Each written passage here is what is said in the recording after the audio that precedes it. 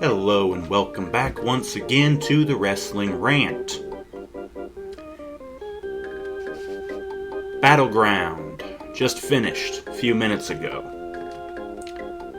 And even though I missed the first half hour of the pay-per-view, as well as the kickoff, I was able to find notes on what I missed, and I was able to take my own notes on what I actually got to see. Let's get right into it. Well, according to what I saw, the kickoff, obviously it was Damien Sandow and Dolph Ziggler. And just as I predicted, Dolph Ziggler won. However, it was due to a knee injury, kayfabe, I'm guessing, a knee injury of Damien Sandow. I'm trying to remember exactly what it was. They showed a replay of it later on in the pay-per-view, but I can't remember. I think Damien came down off the top rope or from the second rope or something, and he just twisted his knee. And Ziggler was able to hit the zigzag, and he got the win. And of course, because of the knee injury, Sandow was not able to do his cash-in. So, yeah, spoiler alert for that. Which, speaking of, the pay-per-view started with Alberto Del Rio and Rob Van Dam for the World Heavyweight title, the Hardcore match. I did not see this match, but again, I got notes. According to the notes,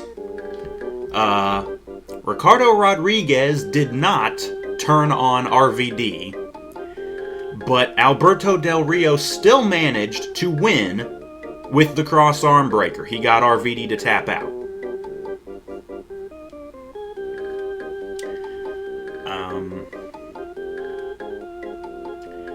After that, they had I'm guessing it was an unannounced tag team match. Now, whether or not it was for the number one contendership to the tag team titles, I don't know. But there was a tag team match, and I did predict that that was possible. But here's the kicker.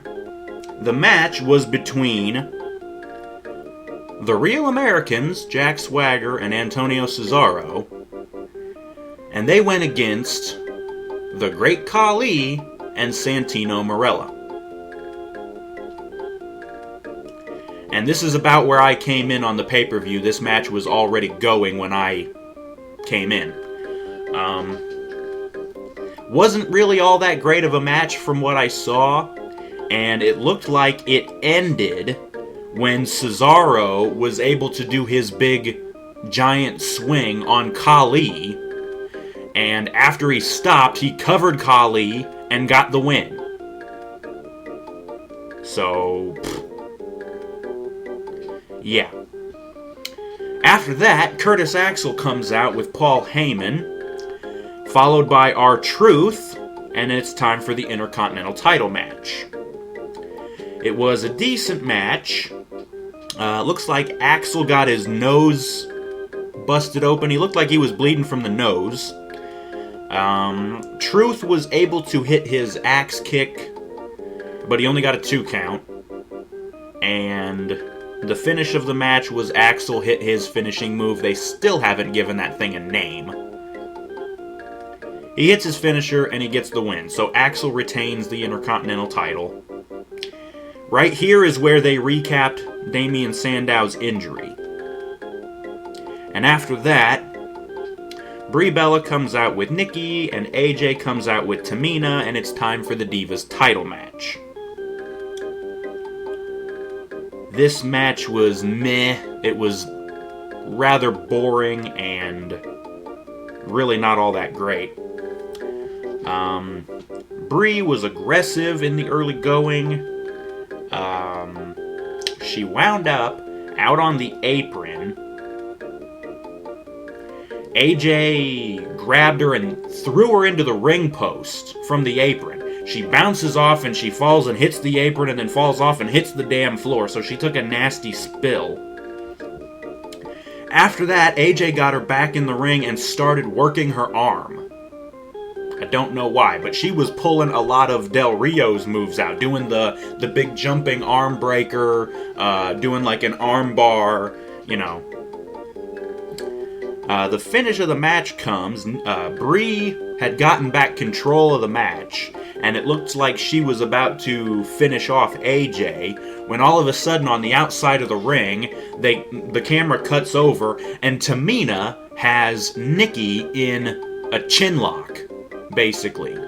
And since the Bellas can't fight or wrestle really to save their lives, she can't get out of it. And that was the other thing. Well, while AJ was working Bree's arm, she couldn't do shit about it. She can't wrestle, she can't get out of it. But anyways, Tamina's got Nikki in a chinlock, and Bree gets distracted. AJ rolls her up from behind, and I think she pulled her trunks and gets the 3 count, so AJ wins. AJ retains the title. After that, they show a recap from this past week's Raw with the Rhodes, all 3 of the Rhodeses in the ring with Triple H and Steph and that whole thing, whatever the hell. They cut backstage to Renee Young, who is interviewing all 3 of the Rhodeses. And it's during this that I happened to notice Goldust has his face paint done very much like the design of Darth Maul from Star Wars Episode 1. It looked fucking great. So, Darth Maul dust. You know, that's good.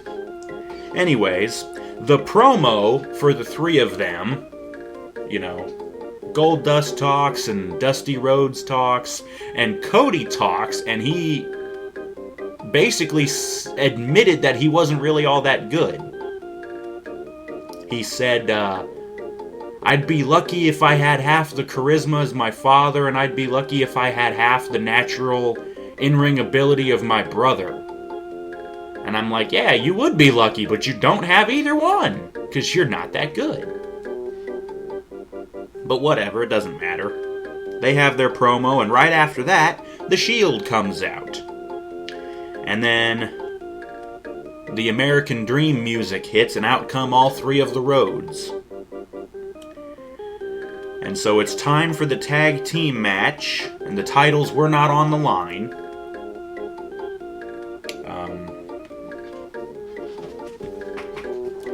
Rollins and Reigns versus Cody and Goldust. This was a good match, and it was probably one of the highlights of the night.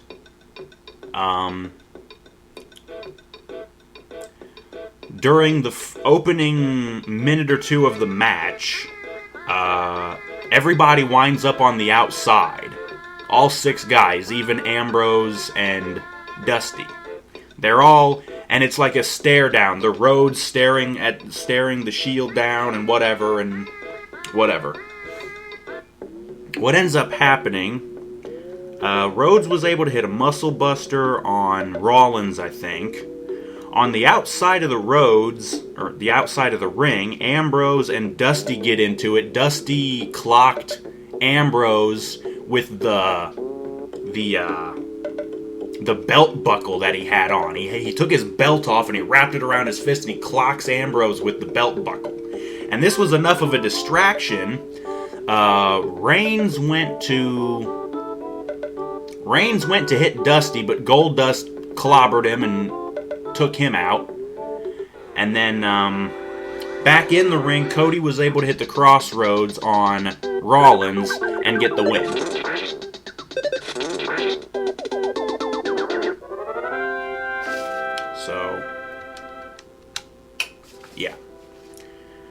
So yeah, as I said, as I predicted, the Rhodes win and they get their jobs back. The Shield pisses off, they're defeated. The Rhodes go up the ramp, up to the stage, and some of the roster members, like some of the jobbers, like Kofi and Zack Ryder, and even some of the road agents, like Arn Anderson and IRS, come out to congratulate. They come out to congratulate the Rhodes for winning their jobs back. And after that, we got a promo or a video or whatever for the Hell in a Cell pay-per-view, which is coming up later this month. And no, I'm not kidding. I don't remember the exact date, but it said October something. And this promo was actually kind of funny because it was R-Truth in a suit being like a preacher. He was almost doing like the Pope D'Angelo De Niro gimmick, where he was like the street preacher. And, but he's talking about, oh, hell is not some other place, it is here on Earth, and it is 5 tons of twisted steel, or however much the fuck. Whatever the hell. So, it's at this point that they cut to the panel. The kickoff, the pre-show panel, whatever you want to call them. And we find out, since I missed the pre-show, we find out that the panel, being hosted by Josh Matthews, the panel consists of The Miz, Titus O'Neil, and Tensai. Whatever. They talk about what's happened so far and what's happening next. They cut backstage to the office where Brad Maddox is on the phone with apparently Triple H and Stephanie. And basically the gist of it is Triple H and Stephanie have left. But they have warned Maddox that if things don't go well, it could be his ass. And during this bit, Vicky comes up. And after Brad hangs up the phone with Triple H and Stephanie, he talks to Vicky and he says, look, I need your help. They're gonna kill me if the show doesn't go well. So Vicky's like, you want my help now? And she laughs at him, and that's basically all that there was for that thing.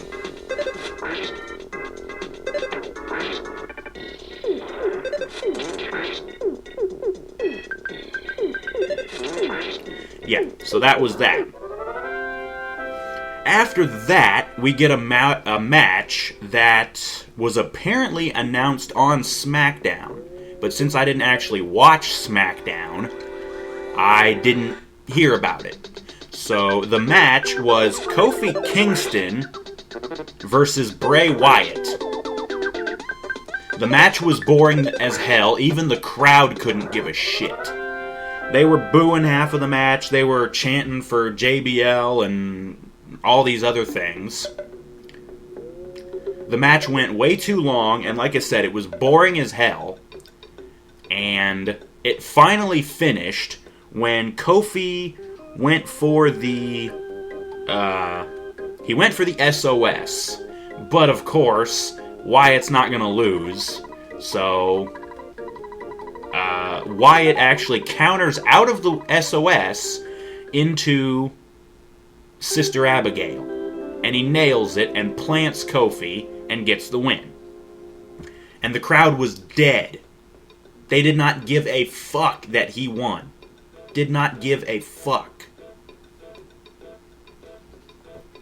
After the match, Rowan comes into the ring and he scoops up Kofi and he holds him like almost like holding a baby. He holds him in front of Wyatt, who was gassed in the corner. He was gassed 5 minutes into this match. He's a fat pant load. He ain't worth shit. I will continue saying this until they take the hint and get rid of him. Okay? He was gassed. Rowan scoops up Kofi, like I said, and he basically presents him to Wyatt, and Wyatt gives him the nod, and Rowan lifts Kofi up and drops him down like a backbreaker, and then he throws him around behind him, and there's Harper, who clotheslines the bejesus out of Kofi. And then Bray gets a mic and he cuts a crappy promo again, and they do the stupid cutaway gag. And then they show a recap from Night of Champions, the stuff between Punk, Heyman, and Ryback, and the Raw after it, yada yada yada, the whole thing. Ryback's music hits and he comes out with Heyman, and then Punk comes out and we get Ryback versus Punk. This match, again, was pretty freaking boring. but it was still a decent match. Again, Punk is good, but you can't carry Ryback. The guy is a fucking hoss with no talent, no charisma. The fans didn't give a shit. Again, they were trolling during the whole match. They chanted, "You can't wrestle at Ryback." Let's see. At one point, Heyman distracted Punk on the outside. Right. Ryback had Punk thrown it on the ropes, and he was basically just doing like clubbing blows on Punk's face, and the ref kept counting like up to 5, and I don't know why Ryback didn't get DQ'd, but the ref didn't DQ him, and it's 3 or 4 times Ryback did this. He breaks it up, and then he goes back and he starts clubbing him again, and he breaks it up and he starts clubbing him again. Finally, on the outside, while the ref was warning Ryback about this, on the outside, Heyman grabs a kendo stick, and it looks like he's going to go and blast Punk in the face. But the referee turns around just in time, and Heyman's like, "Whoa," and he stops. And so the referee is distracted, warning Heyman. Ryback grabs Punk and pulls him back off of the ropes, and as he's pulling him back, Punk kicks between Ryback's legs and nutshots him. Ryback goes down, Punk covers him, and gets the 1, 2, 3. Yes, Punk wins with a low blow. I'm actually going to get this motherfucker because he's worth a lot of experience. Boom. Anyways. Yeah. Punk wins with a low blow. After that, they cut back to the panel. Whoop-de-doo. And basically all they do after that is they talk about the WWE title match, which is coming up next. They recap Night of Champions again. They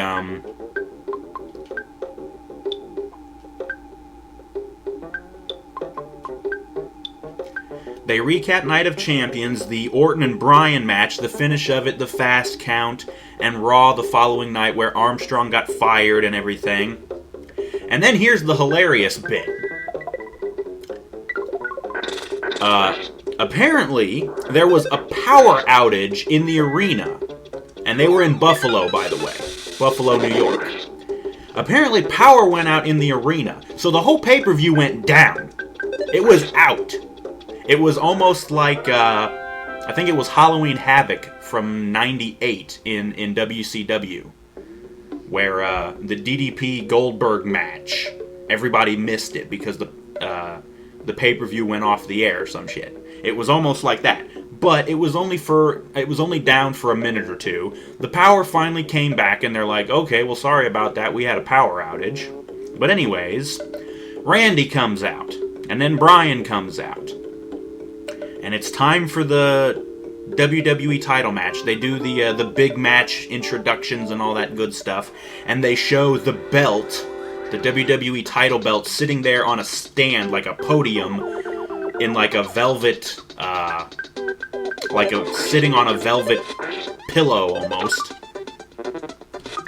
And since the title's vacant right now, there's no champion, so whatever.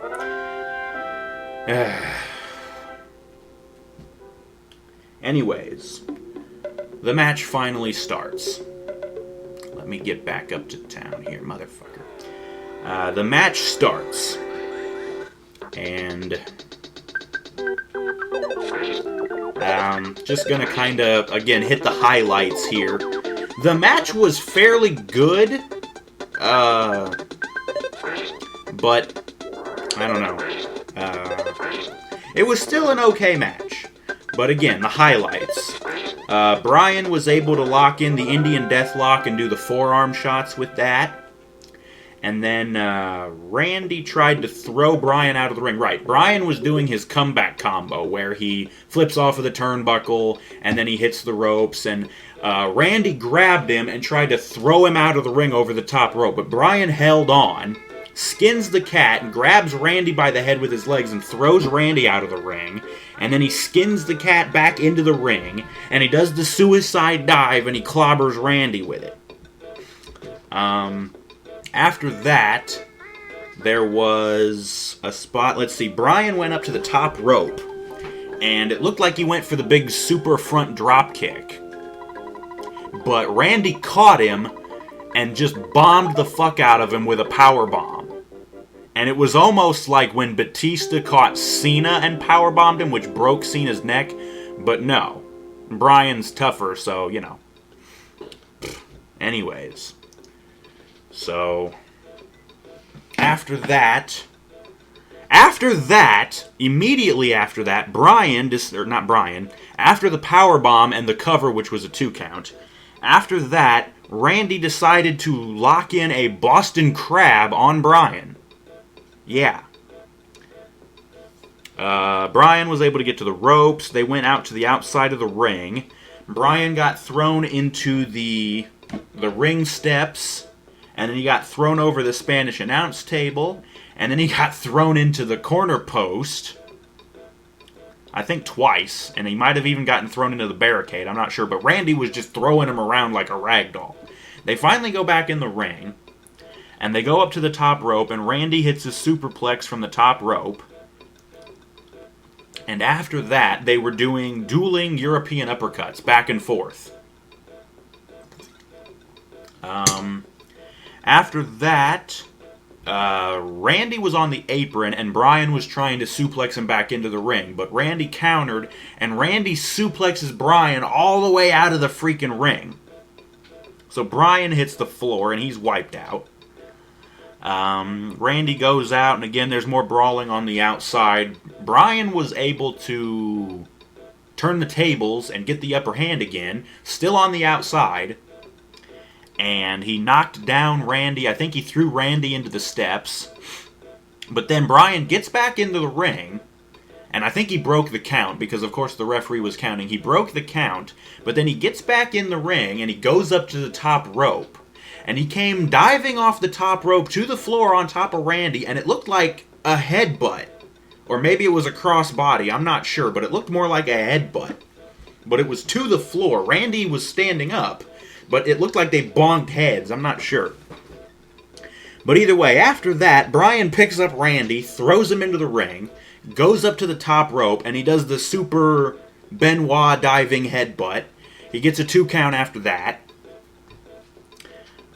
Brian gets Randy in the corner, comes charging, he does a drop kick. And he hits the thing, and he comes back in another drop kick, and then another one, and then another one. And Randy finally falls down, sitting in the corner. Brian comes back with a 5th drop kick right into Randy's face. And after that, he starts doing the repeating chest kicks. But as he goes for the big wind-up roundhouse to the head, Randy catches him into the capture suplex. And apparently on the landing, Brian landed on his shoulder, so they thought he might have been injured, his shoulder or something. After that, Randy hits the rope-hung DDT, and he started coiling up for the RKO. He's getting ready for it. He goes for it, but Brian gets out of it and just slams Randy down. You know how they block it, they just kind of slam him down. Brian was able to lock in the yes lock, but while he had the yes lock locked in, the Big Show's music hits. He comes storming down. He pulls the referee out of the ring. And the referee is out from falling out of the ring. Anyways, Brian, of course, is pissed off. He pokes his head out through the ropes, and Big Show clocks him. KO punch. The fans booing. You sold out. You sold out. That kind of thing. They cut up to the stage, and there's Maddox. He's standing there with a grin on his face. And then all of a sudden, hey, there's Brad Armstrong, the referee from Night of Champions who got fired. He starts coming down to the ring. He gets in the ring. I think Randy went to cover Brian after the KO punch. But as Armstrong is counting, Show pulls him out of the ring and KO punches him too. So he lays out Armstrong. Randy's pissed, of course. Ow. Randy's pissed. Big Show gets in the ring, and he has like a stare down with Randy. Randy's, yelling at him, cussing him out. You stupid, do you know what you just did and all this shit? Finally, he shoves Big Show or whatever, and Show just winds up and cracks Randy right in the face. KO punch for Randy. And Maddox is pissed up on the stage.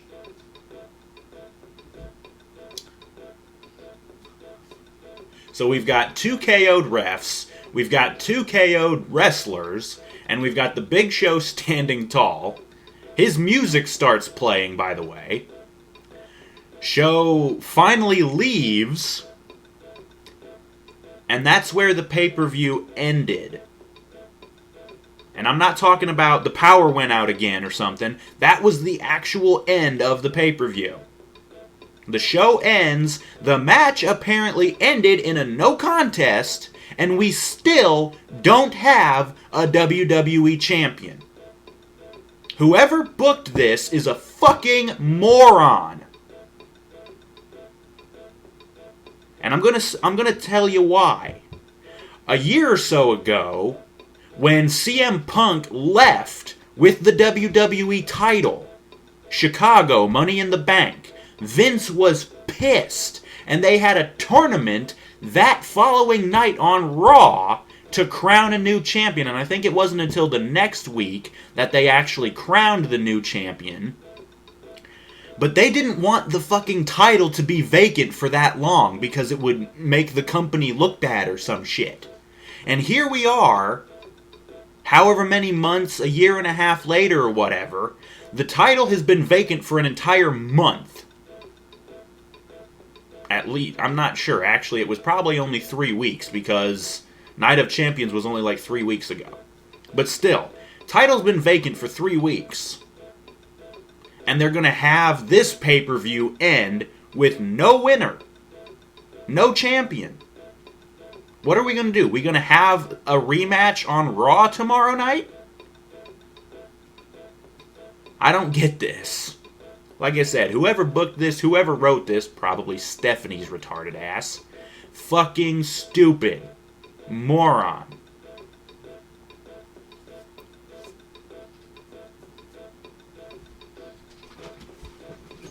Don't get me wrong, I'm glad to see that Big Show has finally taken a stand and decided he ain't gonna take no shit no mo. That's good. And it's nice that he isn't really a heel, because, even though he clocked Bryan, he still clocked Randy too. So it's not like he really costed Bryan the match. But again, this is just a stupid ending.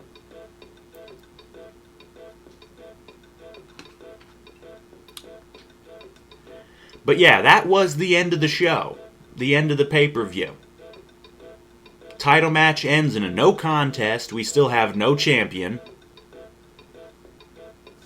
And that's it. See you tomorrow night, folks. That's the ending we get. What a fucking joke. So, just to recap, and comparing my notes from the predictions, the kickoff match was Sandow and Ziggler won, and that is what I predicted.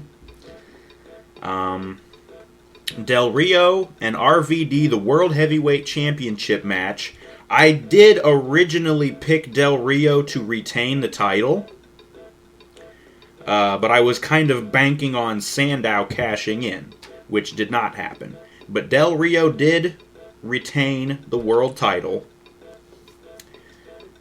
Then we had the Intercontinental title match, Axel and Truth. Axel retained, and I did predict that as well. And then we had the Divas title match, and AJ retained as well, and I also predicted that. Rollins and Reigns versus Cody and Goldust, and Cody and Goldust won, and that is what I predicted. And then, Kofi and Bray was a match that I didn't even know was going to be on the card. So, But had I known about this match in advance, I probably would have said that Bray was going to win. They're not going to let him win to some jobber like Kofi. So, either way, moving on. Ryback versus Punk, and Punk did win, and I did predict that, so another one. And then, of course, the only other match was Orton and Bryan. I had predicted Bryan to win, but since nobody won, I guess I was wrong there. So that's one wrong, and let's see, 1, 2, 3, 4, 5, 6. 6 correct predictions. You could probably predict 7, since I did kind of predict that impromptu tag match, which was the Real Americans versus Santino and Khali. So you could kind of count that as 7. Yeah, 7 and 2 wrong. So, whoop-de-doo, it doesn't really matter. That was the first Battleground pay-per-view, October 6th, 2013, from Buffalo, New York. This match, or this show, it was an alright show, but we could have used a definitive winner in the WWE title match. We didn't get a new champion. We got shit on. But whatever. That was the pay-per-view. I got nothing else to say. See you tomorrow night on Raw. Thank you for watching.